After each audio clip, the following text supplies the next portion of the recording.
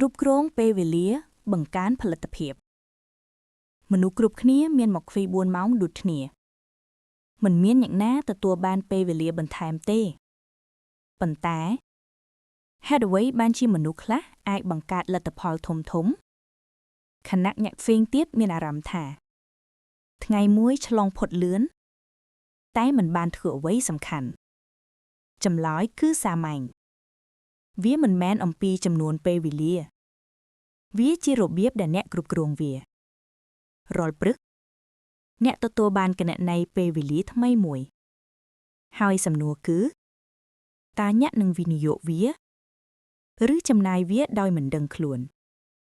មនុស្សជាច្រើនចាប់ផ្ដើមថ្ងៃដោយគ្មានទិសដៅពួកគេឆ្លើយតបនឹងការរំខានពិនិត្យទូរស័ព្ទធ្វើអ្វីដែលងាយហើយនៅចុងថ្ងៃពួកគេមានអារម្មណ៍ថាហត់ប៉ុន្តែមិនមានការរីកចម្រើនមនុស្សដែលមានផលិតភាពខ្ពស់ធ្វើផ្ទុយពីនេះពួកគេសម្រេចចិត្តអ្វីដែលសំខាន់មុនអ្វីទាំងអស់ព្រោះពេលអ្នកមិនកំណត់អតិភិបពិភពលោកនឹងកំណត់វាជំនួសអ្នកហើយភាគច្រើនវាមិនមែនជាអ្វីដែលជួយអ្នករីកចម្រើនទេសួរខ្លួនឯងរៀងរាល់ថ្ងៃនេះអ្វីជាការងារសំខាន់បំផុតមិនចាំបាច់10ឬ20មុខទេត្រឹមតែ1 2 ឬ3ដែលបើធ្វើបាន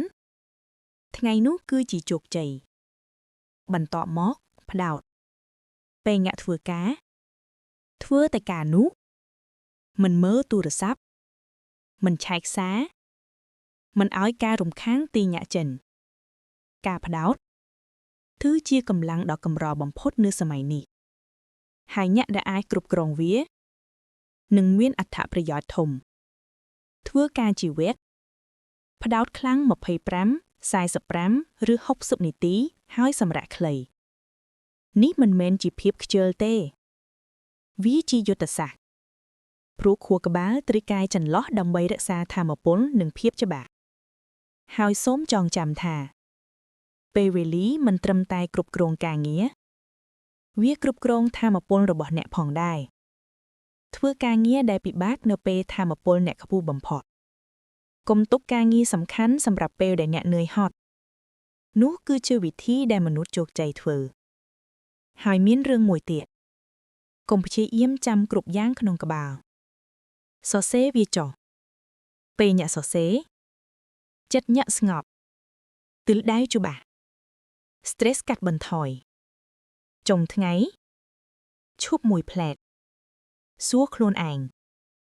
ថ្ងៃនេះខ្ញុំប្រើពេលវេលាយ៉ាងដូចម្ដេចមិនមែនដើម្បីស្ដីបន្ទោសខ្លួនឯងទេតែដើម្បីរៀនការកែលម្អតូចៗរៀងរាល់ថ្ងៃបង្កើតការផ្លាស់ប្ដូរធំៗក្នុងជីវិតស្ដាប់ឲ្យច្បាស់